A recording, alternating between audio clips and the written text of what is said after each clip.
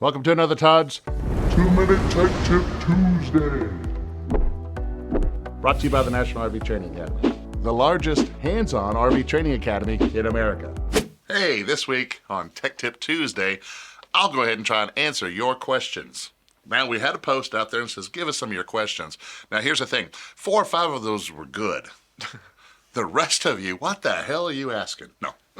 What do we got? So let's just rapid fire this thing. We got 2 minutes. From Sean O'Brien, the best product to use to clean your roof after the winter. Electric shave. What? And he put in parentheses, he had no cover. Okay, so let's talk about, now, I won't talk about the best product per se, but I'll actually go over some of the best process, okay? If your roof is a rubber membrane of some type, whether it's EPDM or TPO, that's rubber. And what happens is, sitting up on top of the roof, it's exposed to UV damage, okay? If you're getting up there cleaning the roof, that means you're gonna get up there and scrub it, okay? If you get up there with soap and water, or maybe some simple green and water, if you clean the roof, you're also cleaning the RV because everything that you just cleaned now goes on the sides. If you want to venture that way with some soap and water or something like that, understand this is going to be a whole day process because you now have to clean the whole RV. But I want to talk about that brush. When you get up there and you are cleaning it you're scrubbing this, you're exfoliating that membrane and you're washing off some layers. You're washing off at least some millimeters, right? So I would limit how much you press on there, maybe use that. We want to use products that will go ahead and just take the dirt right off and use very little pressure at all. So this is where, and we don't want to use a high pressure water hose up there or anything else. No. I mean, you have to be really good at it, right? If you get into there, you're digging into that, right? Because it's chalking over time. Now, if you have a fiberglass roof or PVC, you could possibly get up there with spray. So we want to look at something that can cut the dirt and get it up pretty quickly. Now, I would recommend on a spot clean. Let's say it's not the whole RV, but let's say I wanted to get through and look at some of my seals and then just take care and repair my seals. Now, with that, gloves, but I would get parts cleaner, some towels. Now, parts cleaner is also known as brake cleaner. We want to get the stuff that's non-chlorinated. One of the brands out there probably is CRC brake cleaner. The thing about brake cleaner or parts cleaner is there is no dirt that stands the chance of staying there. And literally, you don't have to wipe it off. You spray it and then just dab it off. I mean, you don't have to scrub. I mean, it's what we use when we're replacing air conditioners and we look around and we see all the dirt around there. Or if I need to clean around the seals and then reapply sealant, okay? And that's what we would use. So if you're doing a whole RV system, some simple green, I mean, even Dicor makes their own soap that you can use to help break that.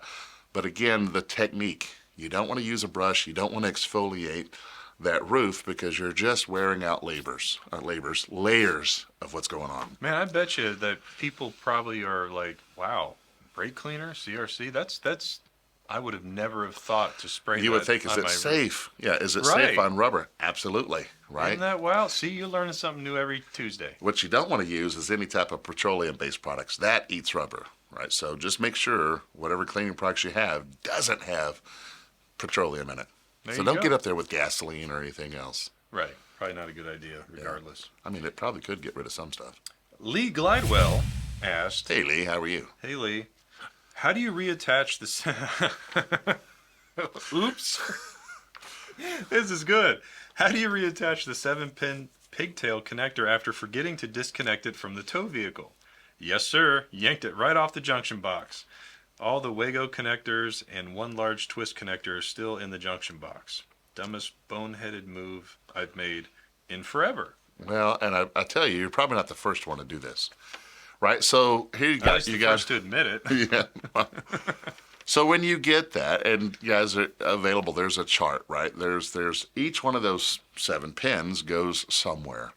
Right, so if you still have the cable and just not the 7-pin connector, most of the time when you buy a 7-pin connector, they give you the diagram, right? The number 2 pin is going to go over to the brakes. The number 6 pin is going to go to your lights. So you just follow that diagram, hooking it back up, and it's color coded. You have 7 different colors of wires, and you just follow the color codes. Remember when we first got laptops or we first got our desktops? Right? None of us knew how to hook it up, but luckily what they did is they color coded it. The purple goes into purple, green goes into the green, right? So we were geniuses. It's kind of the same thing.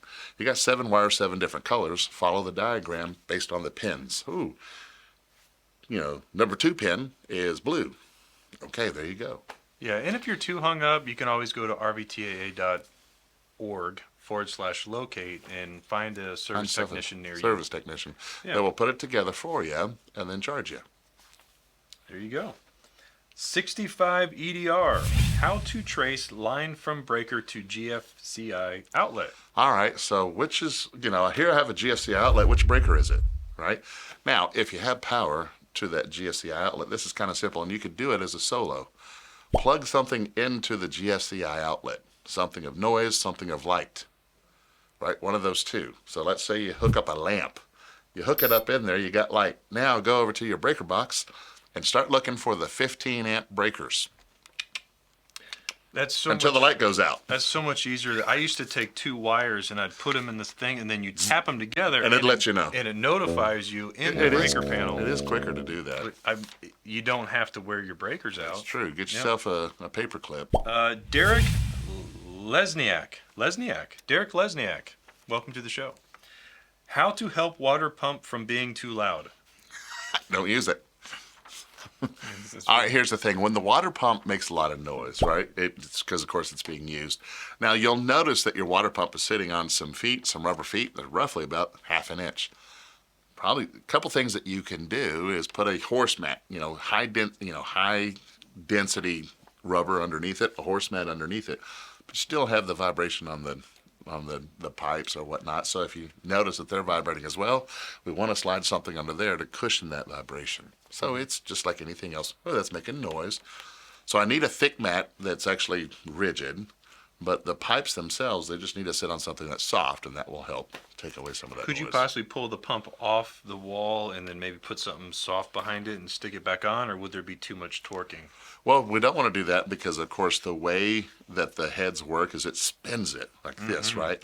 And if the whole motor is jiggling, it may wear it out. Throw it all out of cattywampus. Yeah, so we may not want to do that. Now, here's the thing. If it's continuously running, that could be a leak. The great thing about your water pump is it lets you know when there's a leak. If you're not using water, it shouldn't be running. So if it randomly turns on, that means you have a slow leak. If it's constantly running and there's no water coming out, that means you're empty. So those are kind of context clues. Zoticus. ZZZOTICUS. Inspecting and lubricating wheel bearings on Dexter axles. All right. So Dexter axles actually has the Easy Lube system. You can, plug in your little Zerk fitting and just simply pump that up. Now, I tell you guys, that is not something that you really should do. That is there for emergency's sake. Now, here's the thing. You do need to, once a year or every 12,000 miles, have those bearings looked at and repacked. And there's a process to it, okay?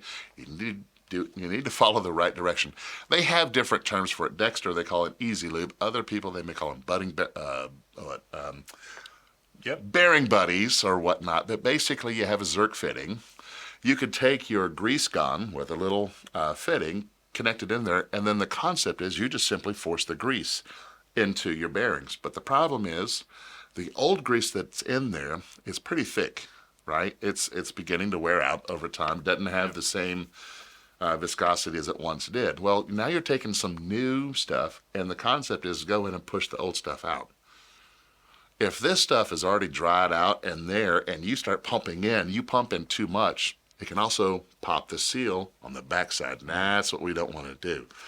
The reason why you have an Easy Lube system is in the event you're in travel, you stop and get some fuel or something like that, you take your gun, your temperature gun, and you shoot your axles at the bearings. If you find one that's markedly higher in temperature, like you want them all to be the same temperature. It doesn't matter what the temperature is. It could be 105, it could be 110.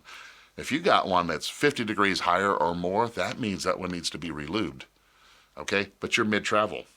This is why you have the Easy Lube system, and that is for emergency. Go ahead and put some in there, just a little bit, to get you to a place where that could be serviced. I get that information because whenever I went over to MoreRide, that's what we discussed, because they almost wouldn't give it to me. They're like, well, here's the thing. This is getting people in trouble. So it's used as an emergency. It's not used as a replacement to repack your bearings. So repacking your bearings is something that's the process. You don't want to just do it the keep real way adding to it, right? Correct. And how often do you typically have to do that? Once a year or every 12,000 miles, whichever comes first. There you go. Oh. And it's time. This one, I do have one more. This one is from Super Duper Pooper Scooper. It says, I'm having a really hard time finding RV related content on YouTube. Where could I find a really good reality show? Well, I would tell you the best place to go is over to RV Unplugged. On YouTube, go over to RV Unplugged. Over there, you got content, RV related content, but in a game show format. So it's not your standard how-to videos or lifestyle. This stuff is really good. Go over RV Unplugged or find them on RV Plug TV. RV Unplugged TV. RV Unplugged TV. .com. And there's your tech tip. And plug. All right, before you get to the bloopers, which is why you're here in the first place, the RV industry needs thousands of RV technicians and inspectors, and now is the perfect time to do that. If you want to make more money or have more control over your time, go ahead and click the link below. Or if you just want to learn how to fix your own RV, got something for you there. Head over to rvtechcourse.com and get started today. Now for the reason that you're out there in the video, roll the bloopers. Hey, I was glad to have you on last week. Yeah. Clearly it's a different week. Because we're on different clothes sides. and Right. Yep. my other shirt on, so let's go ahead and go. There we go. We need to put a do not do that across the There are Aggies that watch this stuff. Oh, no. Probably Dodge drivers too. All right. I've got some people in the cheap seat saying, well, what if it's continuously running? Well, turn it off. Yeah. Fix that. Too loud. I've got one more here for you. It's from Grandmaster Flash. Yeah. You want to do that again? All right. I do have one more. It's from Big Papa Jay-Z. It says, I'm having a hard time finding good RV-related content. Sorry, do it again. All right. Big Papa. All right. That's my surname.